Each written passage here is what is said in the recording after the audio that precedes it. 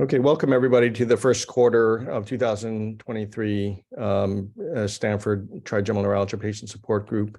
What the topic I wanted to cover today was the use of radiosurgery for the treatment of trigeminal neuralgia. It's one of several different modalities that treat trigeminal neuralgia, but looking back at the topics over the last several years, I realized we didn't cover specifically one directly on radiosurgery, so I thought I would cover that tonight.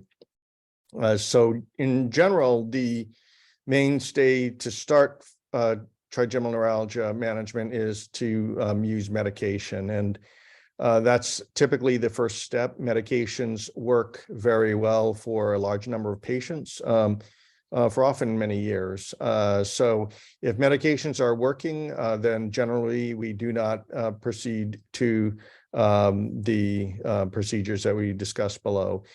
However, if you are failing medical management, which means you either have pain despite being on a maximum dose of medication or pain despite being on multiple medications, then we would consider you for one of the procedures discussed.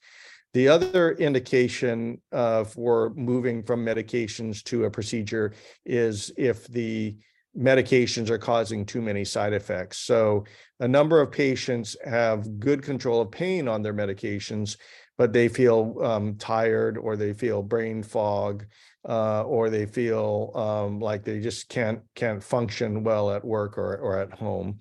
So if you're having too many side effects from medications, then we would also consider moving on to one of the procedures.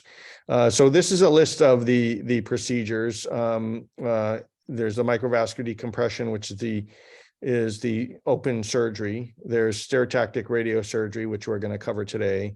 And there's a number of other treatments called essentially rhizotomies, which seek to reduce pain by impacting the nerve itself. But today we're going to focus on stereotactic radiosurgery. So how does radiation work for trigeminal neuralgia? The straight answer is it's not exactly clear, but the mechanism by which it works. But we do know that very focused radiation can injure the pain fibers in the trigeminal nerve. So if you think of the trigeminal nerve as a cable and the pain fibers are wires in the cable, by focusing radiation at the nerve, you can injure the pain fibers and knock them out, and that should alleviate the pain. However, not all the cables in the trigeminal nerve are pain fibers. There are other cables or other nerves that innervate the sensation of the face. So this would be touch or temperature. And when you radiate the trigeminal nerve, you may also impact those nerves as well, which can create some side effects such as numbness of the face. So the goals of radiation treatment is to, ideally in a perfect world, injure and destroy just the pain fibers, but keep the other fibers, the sensation and the temperature fibers, to keep them intact so that they function normally. So one slide here on the anatomy. This is a close-up of the trigeminal nerve, where it comes out of the brainstem here at the bottom, and it travels this hole here that it seems to go out through. That's the skull, so it exits the skull and goes out to the face. And this shows a blood vessel that's pushing onto the trigeminal nerve there. Now, the reason why I show this is the trigeminal nerve itself is a very short segment between the brainstem and when it exits the skull. So the area in question is generally only about 1/3 of an inch to no more than 1/2 of an inch long. It's typically about 1 centimeter. And so if you were to do a surgical decompression of the trigeminal nerve to move the blood vessel off of the nerve to alleviate pain, you're not really inspecting a very long segment of the nerve. It's a very short segment of the nerve that you would treat. When we look at treating the nerve with focused radiation or radiosurgery, it is this short segment of the nerve between the brainstem and the skull that we treat. The nerve itself, it has a sheath called myelin, which you can see in the picture at the on the right, and the myelin is kind of the insulation or the coating of the nerve itself. And it's thought that the radiation impacts some of this myelin sheath, and the myelin helps the nerve conduct signals. So if you were to impact the nerve with radiation, you may reduce the conduction of the nerve and therefore reduce the pain.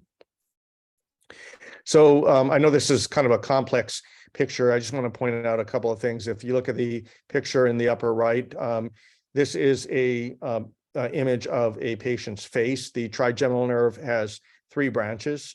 I call it kind of the forehead, the cheek, and the chin. And each of these 3 branches is color-coded. A patient with trigeminal neuralgia can have pain in one of the branches, 2 of the branches, or all 3 of the branches. It's more common to have a pain in the 2nd or 3rd branch, the V2 and V3 branches, but it's not unusual to have it in the forehead as well.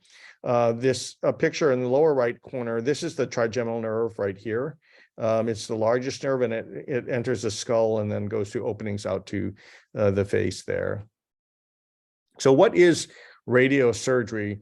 Radiosurgery is a generic term. It is a term that it's a term for using very precise and focused beams of radiation to create an impact on a target. In this case, we are using the radiation to injure the pain fibers of the nerve to improve trigeminal neuralgia. Radiosurgery can also be used to kill tumors or to obliterate blood vessels. So it has a wide variety of applications, but today we're going to focus on just trigeminal neuralgia. So radiosurgery has actually been around for over 50 years. It's not a new technique. So the ability in medicine to focus beams of radiation goes back actually to 1951. What has changed over time, however, is the technology of the machines. So there are a lot more robotics, a lot more advances in software that all allow us to deliver the radiation precisely. But the pure accuracy of the machine in terms of delivering focused radiation has pretty much been unchanged for decades. The Gamma Knife was the first dedicated machine to deliver radiosurgery. The Cyberknife is a kind of a next generation machine that is used to also deliver radiation. But even the Cyberknife has been around for over 25 years.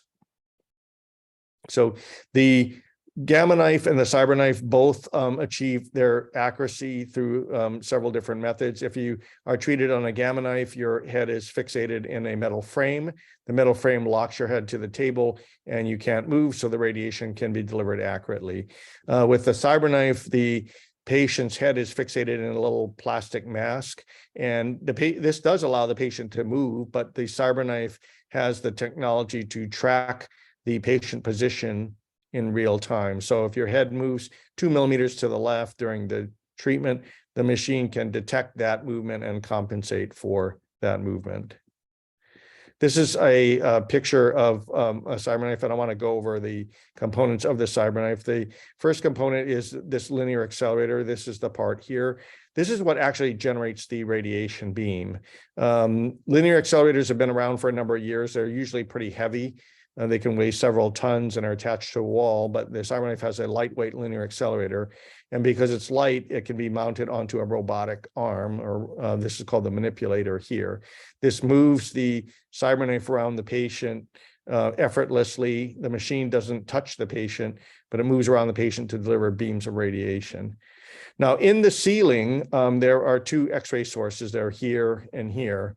And these actually take pictures of the patient in real time. And the pictures are captured by the image detectors on the floor of the Cyberknife room.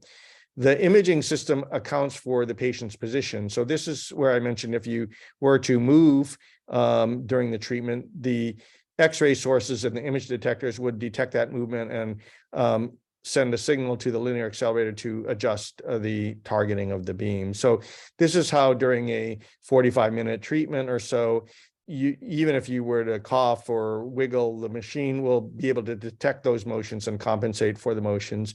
And it can deliver the radiation with less than a millimeter of targeting error. So it's 0.5 millimeters, or about 1/50th of an inch. Software is used to track the patient position and to direct the robot to point the linear accelerator accurately. So how do we target the trigeminal nerve? These are a picture here, and it's the trigeminal nerve is actually very small. I'll point it out. It's the structure right here. It's a thin line that comes out of the brainstem here and travels through the bone and comes out to the face. If you look very carefully, you'll see a little arc or hook hitting that trigeminal nerve, and that's actually the blood vessel in this patient that's pushing on the nerve. So we do what's called a fiesta sequence, or it's just a abbreviated term for a specific MRI sequence that will allow you to inspect carefully the trigeminal nerve. How narrow is the actual radiation beam that we use? It actually, I put some markers in here for perspective. You can see the tip of a pencil is about 1 millimeter. Tip of a eraser is about 5 millimeters. But generally, when you treat the trigeminal nerve, you will use a beam that is about 5 millimeters in a diameter to target the trigeminal nerve. This picture here on the left shows us targeting a trigeminal nerve, and each of these lines represents a different beam of radiation coming in from many different angles. Because the radiation beam comes from many different angles, the normal tissue, the scalp and the bone and the brain, are not impacted by the radiation, because each one of these color beams here carries such a small dose of radiation that it doesn't injure any of the tissue. Now, all the beams coalesce at a central target, in this case, a trigeminal nerve. So while each beam carries a negligible amount of radiation, when you add all the beams together at the trigeminal nerve, they will deliver the therapeutic dose of radiation to the nerve. Here is a close-up of an MRI scan, and you can see these color circles here. This red rectangle here is our target on the trigeminal nerve, which is this gray line that's running vertically in the picture there. And you can see how the software generates this green oval of radiation delivered to the trigeminal nerve. So the goal is to deliver a very focused beam of radiation to the nerve, but not expose the normal brain to any kind of significant radiation dose. This is a larger blowup of a trigeminal neuralgia patient that we are treating. You can see the target of the trigeminal nerve in the upper right corner. The bottom figures are also pictures of the radiation dose delivered to the trigeminal nerve, but from different angles. And in the upper left corner, you can again see the picture of the different radiation beams coming in from various different angles to target the trigeminal nerve. We have a number of publications that show effectiveness. So I'm going to cover some of the outcomes in these publications. This is a paper covering the Stanford series. I've done some work with other institutions across the world. This is from an institution in Taiwan, where we reported our results with radiosurgery for trigeminal neuralgia. This was a multi-institutional study involving Cyberknife Center at not only just at Stanford, but also in Italy and Colorado as well. So what the data shows from these studies is as follows.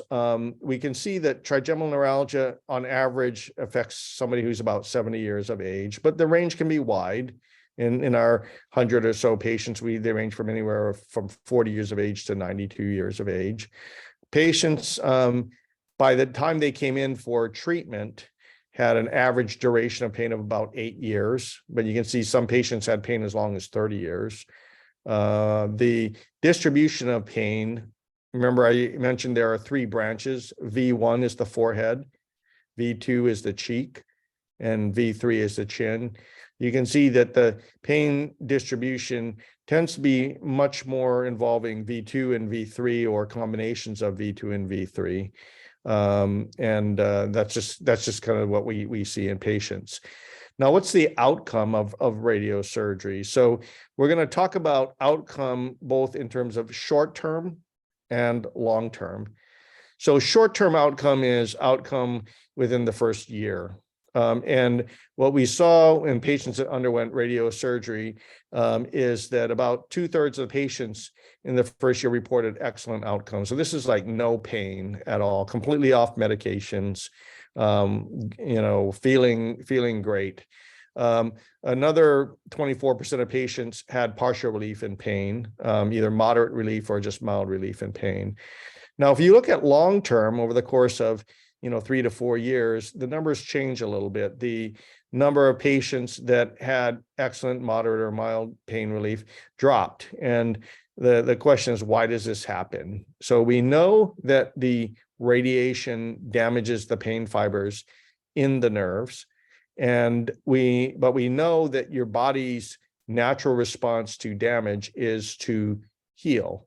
So your body doesn't know that the Cyberknife focused radiation treatment was done for a good reason. Your body just sees damage and it seeks to repair that damage. So all the injury to the pain fibers that are going on at the time of treatment, your body tries to repair those pain fibers and reconnect them. And sometimes that can happen. And if that's the case, the pain can come back. This is why the long-term results are not quite as good as the short-term results. In general, I use a 50% 5-year rule, which is that at 5 years, there's a 50-50 chance that your pain will come back after radiosurgery. If that's the case, most patients are candidates for a second course of radiation treatment, so you can do the procedure again. So what are the results of the radiosurgery? About 90% of patients that have classic trigeminal neuralgia, so this is true trigeminal neuralgia, they have all the very typical symptoms of sharp electrical shocks. They have all the classical triggers: wind, brushing your teeth, washing your face, all trigger pain.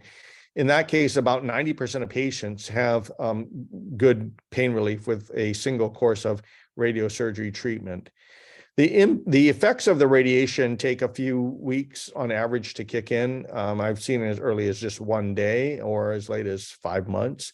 But in general, it's a few weeks to kick in. Some of the older Gamma knife literature talks about 1 to 2 months to kick in. And that's because it takes some time for the radiation to create that injury in the nerve and knock out the pain fibers. So during the first few weeks of radiosurgery, after radiosurgery, the patient may need to stay on their trigeminal neuralgia medication. However, that as we get further out from treatment, lower and lower doses of medication may be needed. And ideally, once the patient has achieved excellent pain relief, we try to get the patient off the medication completely. Largely because, as you recall from the beginning, one of the main issues with medications that creates side effects. A lot of the times, once a patient comes off medication, they'll have a lot more energy. Their thoughts will be thinking more clearly. And many patients actually are surprised at how much of a difference it makes coming off the medication, because they underappreciate the impact that the medication has had on their quality of life. We talked about how if the pain does return, you can repeat the treatment. So let's talk a little bit about the possible side effects of radiosurgery treatment. I mentioned in the beginning of the talk, when I showed some slides about the nerve anatomy, is that the trigeminal nerve is not just pain fibers. It is also sensory fibers, feeling of touch, feeling of temperature, like feeling cold or warm. The trigeminal nerve also carries those nerve fibers. So the most significant side effect that some patients see is numbness in the face. And this numbness is not complete numbness, typically, but the patient will report less sensation on that side of the face. So if they were treated on the right side, they will say, well, my left side is 100%, but my right side only feels 75% of normal. So this numbness is a result of the injury to the non-pain fibers in the trigeminal nerve. Now, what we do know is that in patients that do have numbness, they actually have more durable long-term pain relief. What that means is if you see numbness in a patient, it is more likely that the radiation impact on the nerve will be long-standing. So patients with numbness are less likely to have recurrence of pain. I saw a patient earlier today who was treated over 5 years ago with Cyberknife radiosurgery for her trigeminal neuralgia. She has to this day still some numbness in the face, but none of the pain has come back. And I told her that as long as you have some numbness there, that's essentially a good sign. That means the pain won't come back. Most of the patients that have recurrence of pain after radiosurgery treatment are patients that actually do not have any numbness in the face.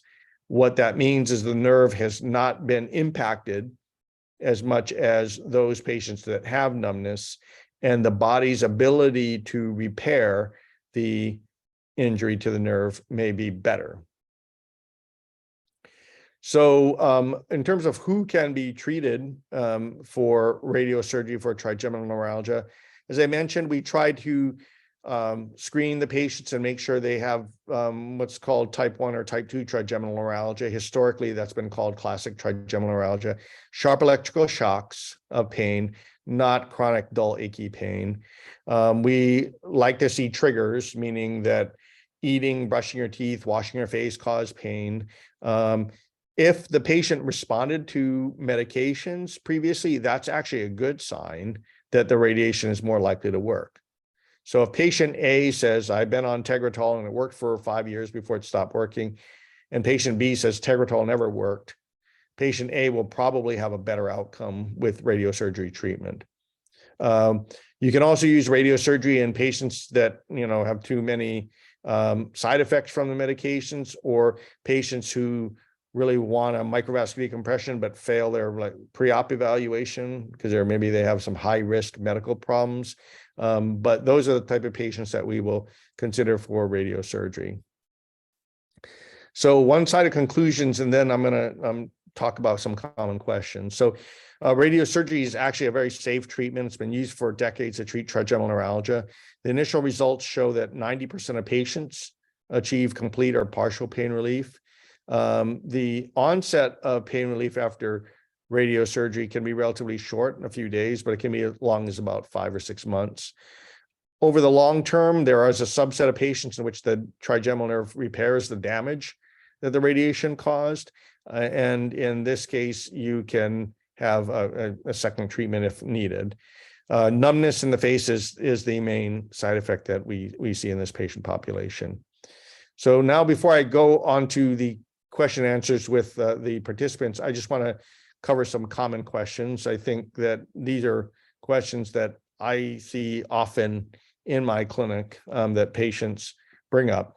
And I think some of you may recognize a lot of these questions as questions that you have also thought about. So I hope by going through about 10 of these common questions, it'll cover a lot of the answers that you guys may have, the questions that you've thought about in the past.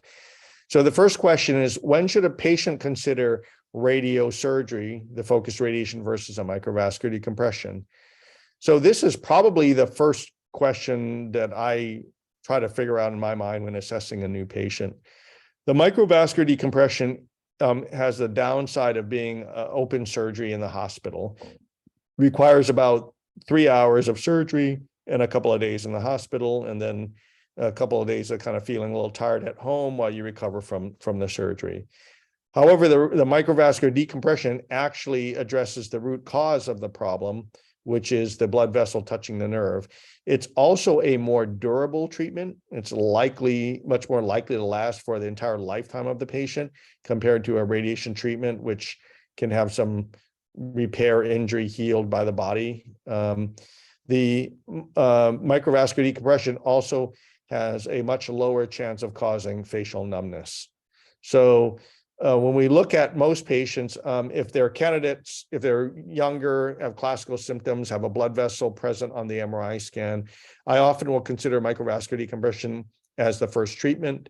I consider radiosurgery treatment for patients that have, let's say they failed a microvascular decompression, or they're a little bit on the older side, maybe open surgery is not a good idea for them, or if they're on specific medications like blood thinners that would preclude surgery, then radiosurgery is certainly a good option.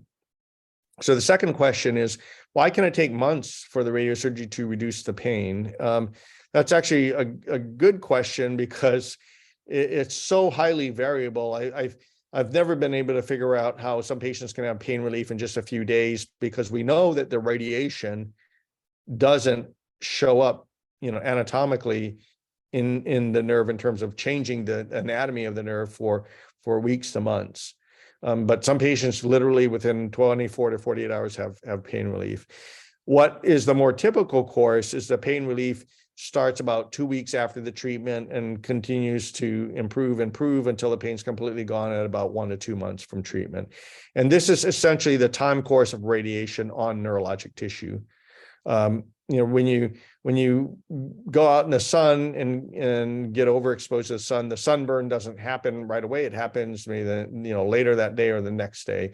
When you talk about radiation for the trigeminal nerve, it's not just 24 hours like a sunburn, it's much longer. We will say it could take up to 6 months for the radiosurgery to have its full effect.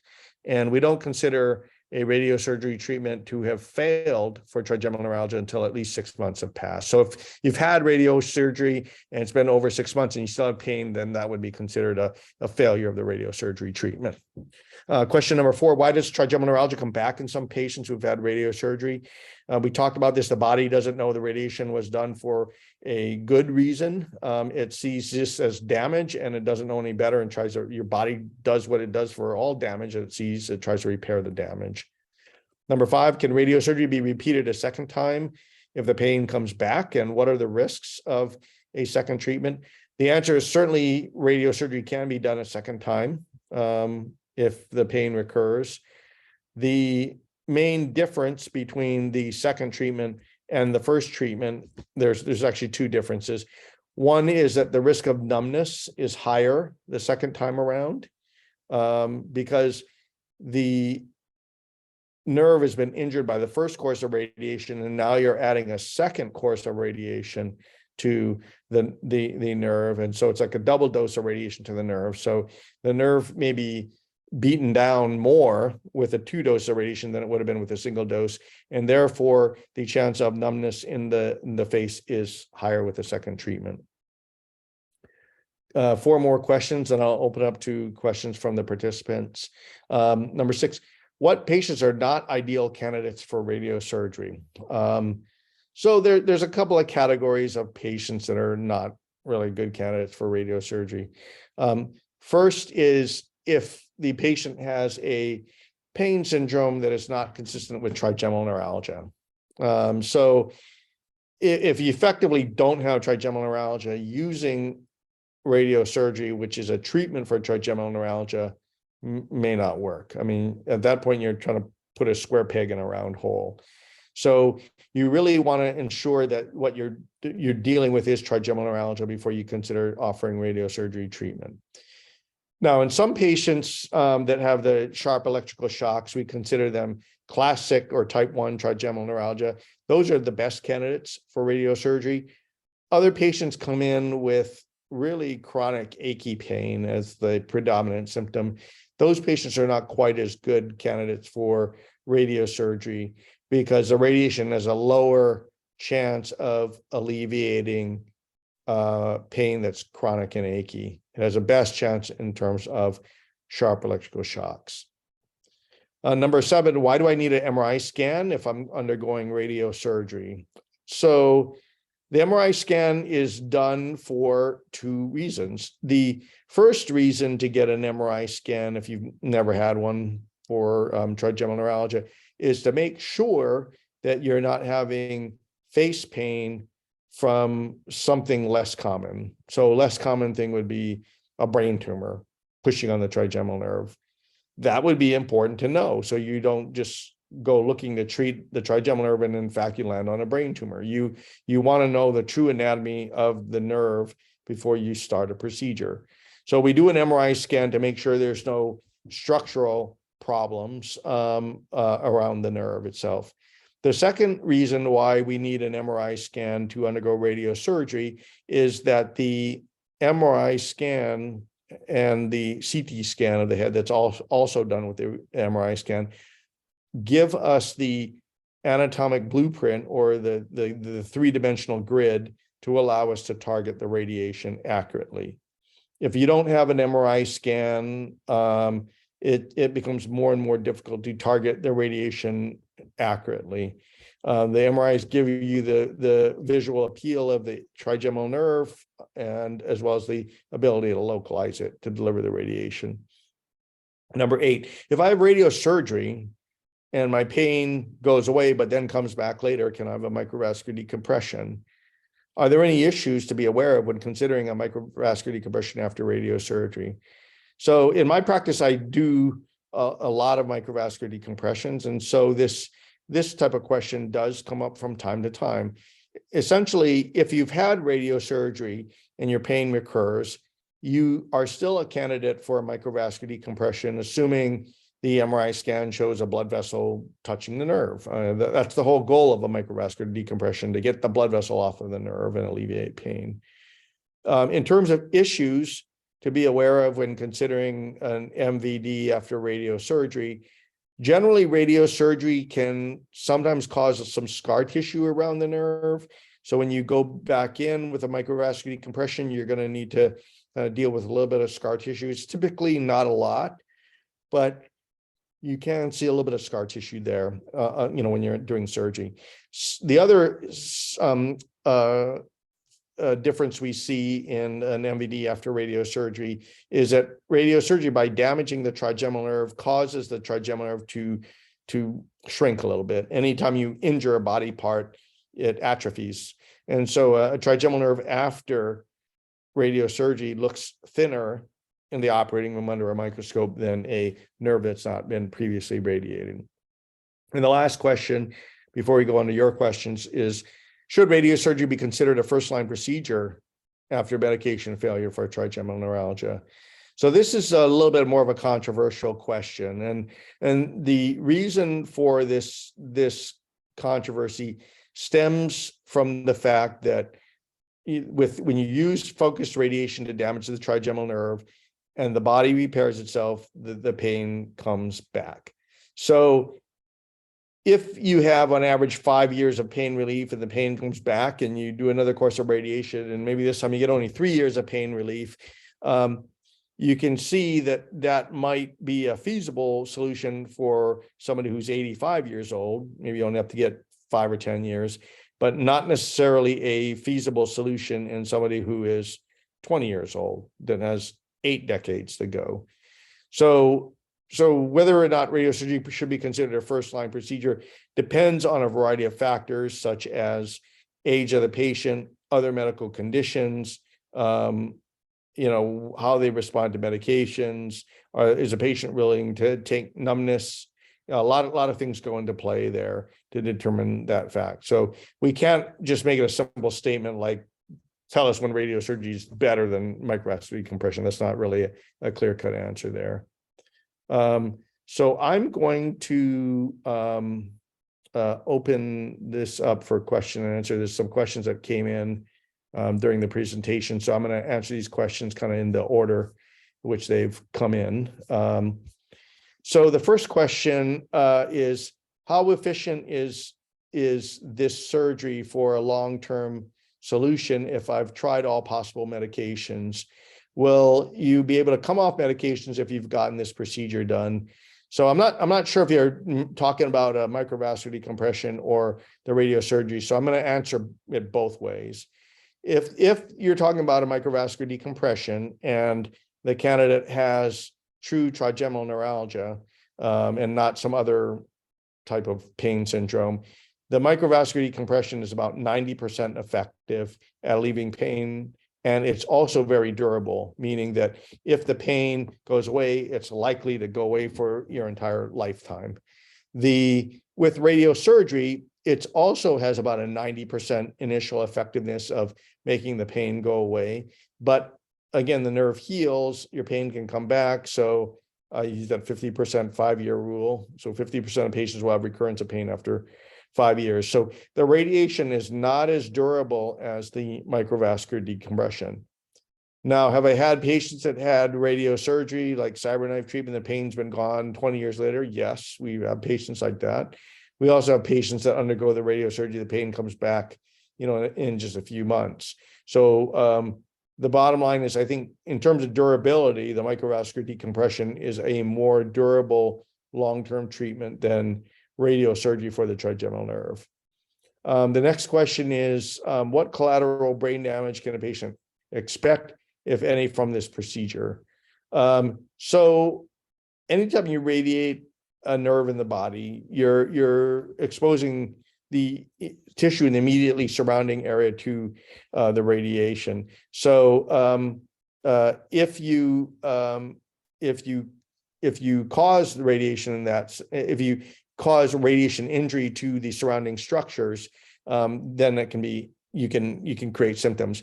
Now, the nerve sits in a bunch of water, cerebral spinal fluid, and that there's no function of that. You can't injure that, but you can injure the other pain fibers.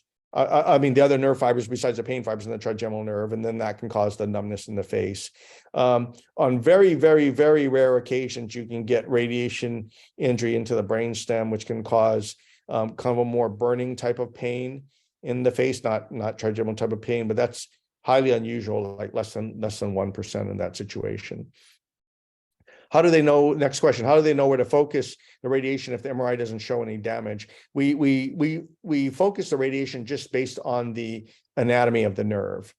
So when you use radiosurgery, you don't even need to see a blood vessel touching the nerve. You're just targeting the nerve to deliver the radiation. We have these parameters, like we typically target about a 6 millimeter segment of the nerve, about 3 to 4 millimeters off of the brainstem. So there's some mathematical measurements that go in there, but essentially you target a very focused 5 millimeter circle on the nerve. The next question says, what do I do if I don't have the electrical shock-like pain? So presumably, if you don't have the electrical shock-like pain, you have, the more chronic, dull, achy pain, or even some burning pain. In those situations, using radiation is less likely to achieve a durable response or effective response. So someone with electrical shocks, much higher chance of having pain relief. Someone with burning pain or chronic achy pain, much lower chance of having pain relief. So in those situations, I have a frank discussion with the patient to see like what's an acceptable outcome. If you have a 30% chance of pain relief, is that acceptable to undergo the procedure? And every patient's different. What some patients feel is acceptable outcome, at 30%, another patient may say that's not a high enough number to undergo the procedure. The next question, is it considered classic trigeminal neuralgia if you get sudden pain, not a result of touch or cold, if pain just comes suddenly out of nowhere? So classic trigeminal neuralgia is an older terminology for this. We call it kind of type 1 trigeminal neuralgia now, but type 1 trigeminal neuralgia is where the majority of your pain is electrical shocks. It can come out of the blue. It can come when you're just sitting there doing nothing, or it could be triggered by touch, pressure, talking, eating, brushing teeth, washing face, cold wind touching your face. All those are potential triggers, but it can come out of nowhere. The next question is, how severe do the symptoms need to be to consider this level of treatment? So there's not a one size fits all answer to this question, because different patients have different levels of what they can tolerate in terms of pain. Some patients have a high pain threshold, some patients have a low pain threshold. I like to look at it a different way and say, what is the impact on your quality of life? And that should be the determining factor, whether you need to have treatment. For example, if you are taking pain medication and as a result you have no pain, but you're so loopy and you're sleeping 20 hours a day, I would argue your quality of life is not good, and you should consider a procedure even though you're having pain relief with medications. Other times patients will say, you know, I have pain and I'm on the medications, but I can still do my job and enjoy my hobbies and things like that. And maybe at that point, the procedure is not necessary. But if you find that you're adjusting your lifestyle, you're not doing the hobbies you want, you're avoiding, you know, traveling because you're worried about running out of pain medication. If you're compromising your lifestyle because of the pain, then that typically means the medications are not working and you need to start thinking about one of these procedures. The next question is, does the numbness cause any physical ability to have the face look different? And numbness doesn't make the face look any different. It just, the person feels different. It's like if you go to the dentist and they give you a Novocaine shot, the face doesn't look any different. You just feel differently, as you know, you feel your face doesn't quite have the same sensation, but somebody looking at you will not be able to detect a difference. Next question, do patients with numbness express regret about having the surgery? I've heard this about this regret from patients who have had other trigeminal neuralgia surgeries. So that's a good question. So before any procedure, nearly all patients will tell you they'd rather have numbness than pain. Now, if you get their pain to go away and they are a year out from the procedure and they have no pain, but they have numbness, some patients will comment on the numbness and say, hey, I still have some numbness, because essentially they forgot about the pain or how bad the pain is. So I've had some patients express concern about the numbness as a result of a procedure, but I've not really had a patient express regret about the numbness, meaning that I've never had somebody say, yeah, to get rid of the numbness, I'd take the pain back. Now, if numbness is a concern here, then again, you really should be looking at a microvascular decompression, because that is the procedure with the lowest level of numbness. And if you are considering radiation or a rhizotomy, glycerol or thermal rhizotomy, you're going to have much higher chances of getting numbness. So the procedure that has the lowest level of numbness is the most invasive procedure, the microvascular decompression. Next question is, I don't have any shooting pains, but I have triggers. So the presumption here is that when you eat, talk, brush your teeth, you have kind of chronic achy pain, but not the shooting pain. You know, you're potentially still a candidate for treatments, but you may not have the same 90% results that you would get from, you know, if you did have electrical shock-like pain.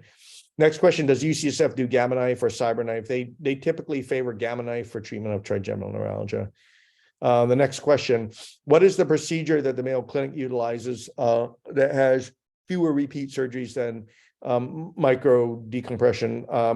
There's not enough information in this question for me to really answer it. The procedures are not any different from institution to institution. Often it's the machines they use, Gamma Knife versus Cyberknife. So I can't really answer that question completely. The next question is, if the numbness goes away after 3 to 5 years, is the nerve repaired?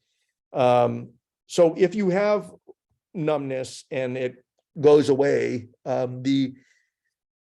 the concern is that the nerve is repairing itself, and it does mean that the risk of pain recurrence is higher.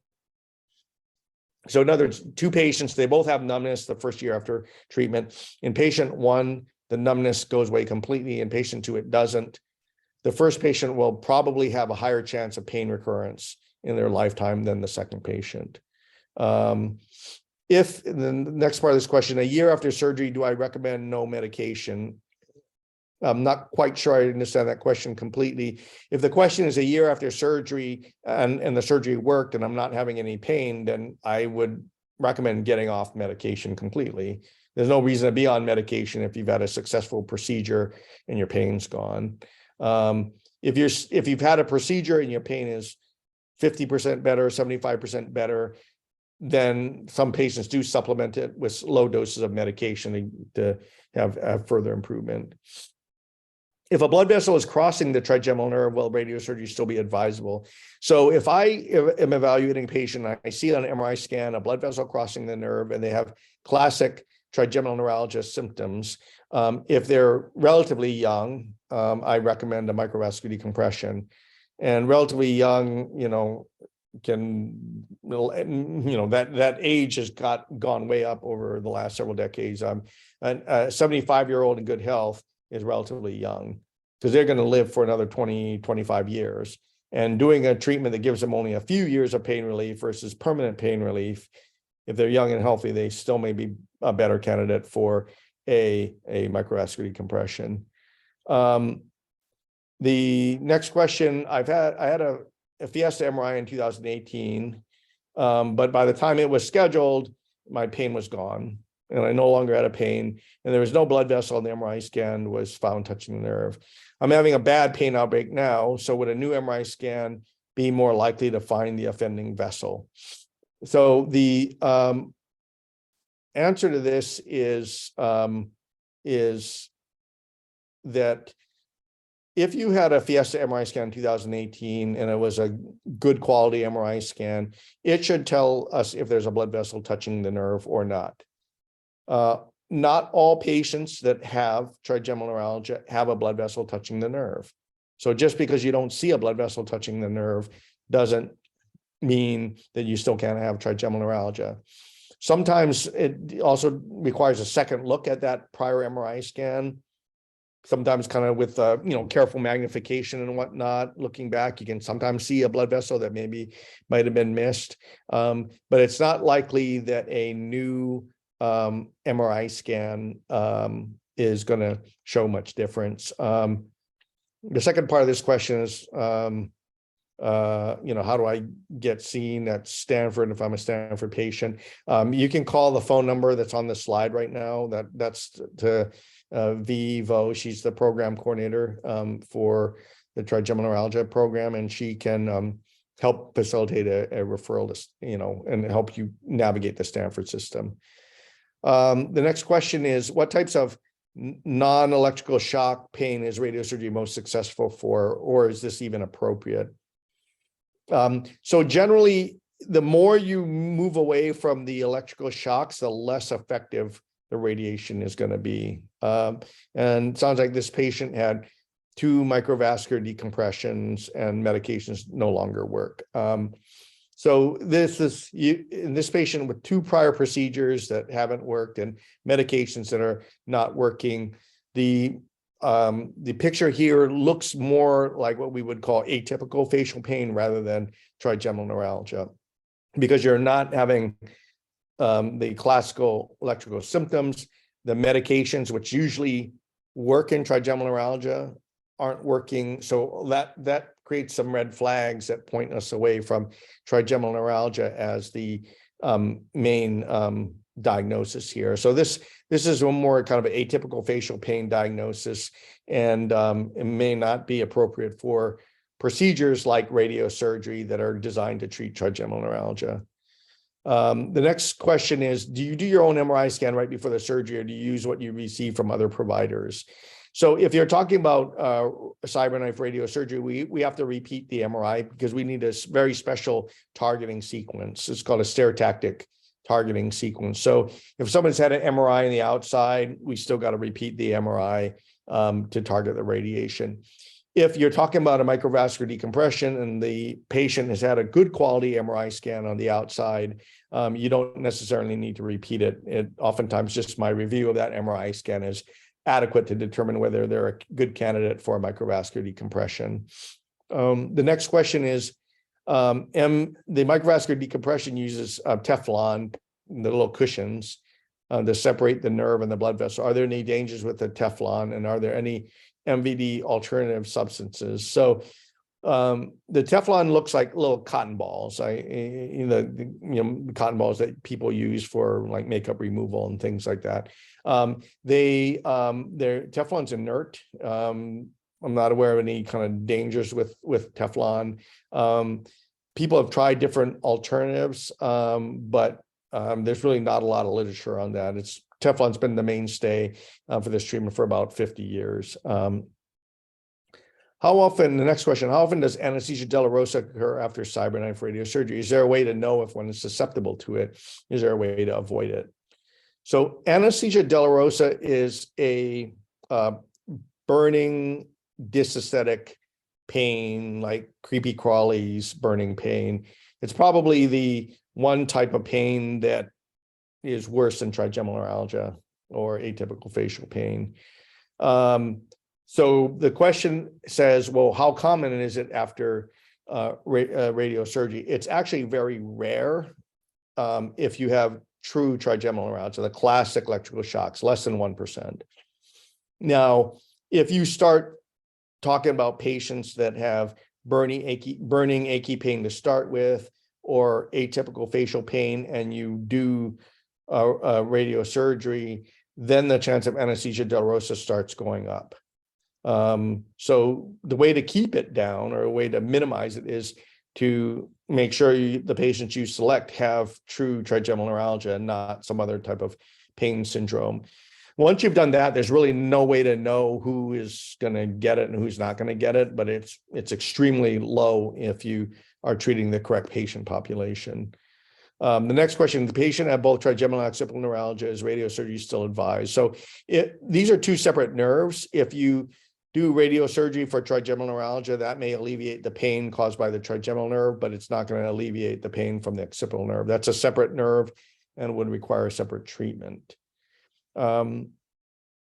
Next question, I had Gamma knife at age 72 and Cyberknife at age 77. I'm doing okay. I'm not numb from either procedure. My pain flares up or recurs. What choice do I have? So there is some data in the literature about a third course of radiation. That's possible. You're also a candidate for a rhizotomy, which is using heat instead of radiation to damage the nerve. Glycerol is also an option. You know, depending upon what the MRI shows, if there's a blood vessel pushing on the nerve and you're healthy, you may still be a candidate for microvascular decompression in some instances. Next question, is there a standard strength of radiation used for radiosurgery? The answer to this question is yes, but it depends on the machine. For a Cyberknife, you typically use a dose of radiation. It's about 60 to 65 gray.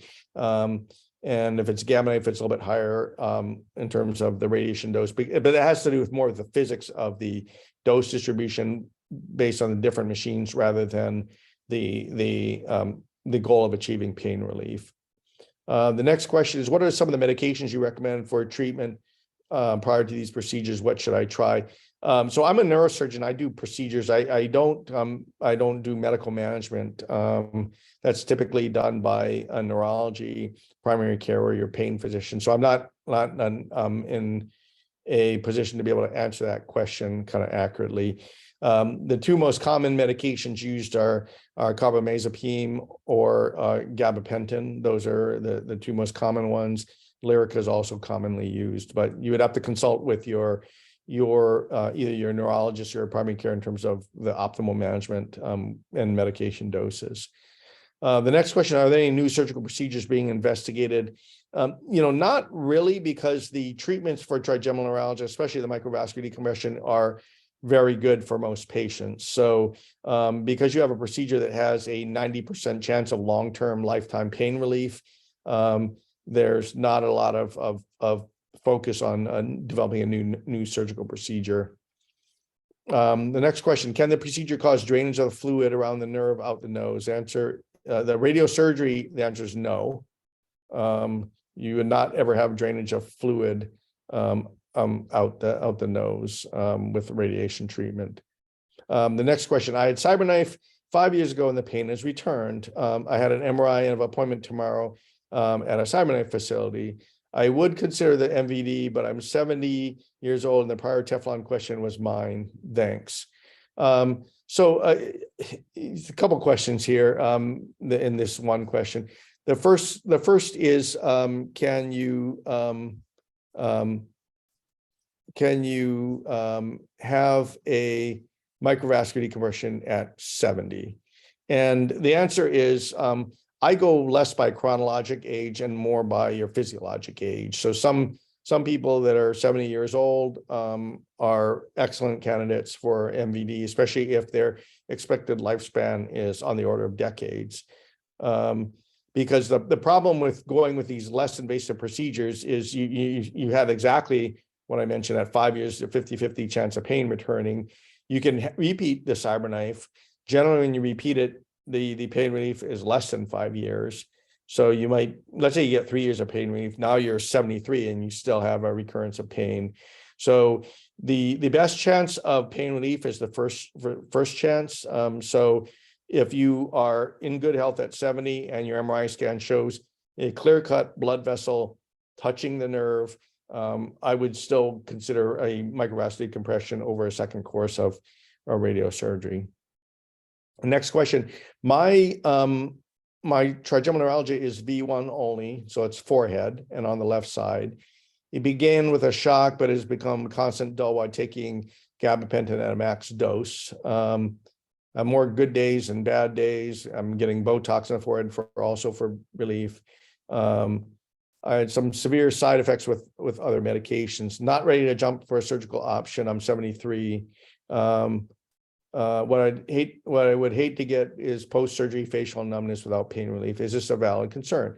So based upon everything you said here, I would argue that you not reached the quality of life threshold that I use to determine, whether you should have a procedure, because you say you have more good days than bad. Your pain is very localized. You're having reasonable relief with gabapentin and Botox. You're more worried about side effects than pain relief. So you probably aren't yet at the point where you should consider a procedure based upon what you're describing. Next question. I also had numbness, which resolved in 3 years, and it was to touch and not deep tissue. Any type of sensory input can happen when you have the trigeminal nerve involved. So what you're describing there is not uncommon. Okay, I think that's okay. One more question came in. My current outbreak of pain in the side of my head for the first time. From the nerve chart, I see it's the top part of the V3 branch. Past outbreaks have been in the chin or the lower jaw. So everything you're still describing is the entire V3 branch. It goes from the chin to the jawline up to the ear. That's all V3. The pattern of pain doesn't matter in this case because it's the same nerve that's being involved. This would all still be considered V3 trigeminal neuralgia. Okay, I think that took care of all the questions. No, and a couple more. Okay. Thanks so much for the informative talk. Okay, great. I'm glad you enjoyed and found it useful. And then the last question is, do you have any suggestions for those of us who fall into the atypical trigeminal nerve category? So not likely to get much help from Cyberknife. I'm the one that had the 2 microvascular decompressions and the medications have stopped working.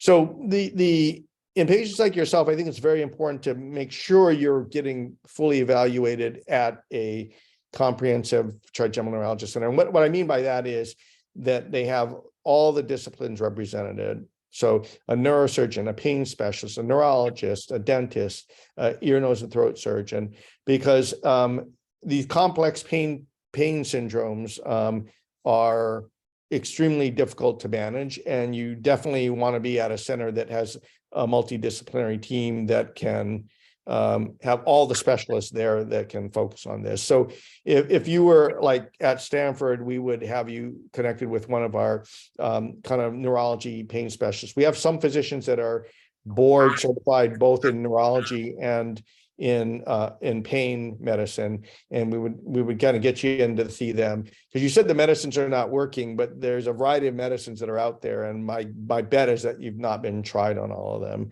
So that's what I would recommend, kind of one of the academic multidisciplinary programs.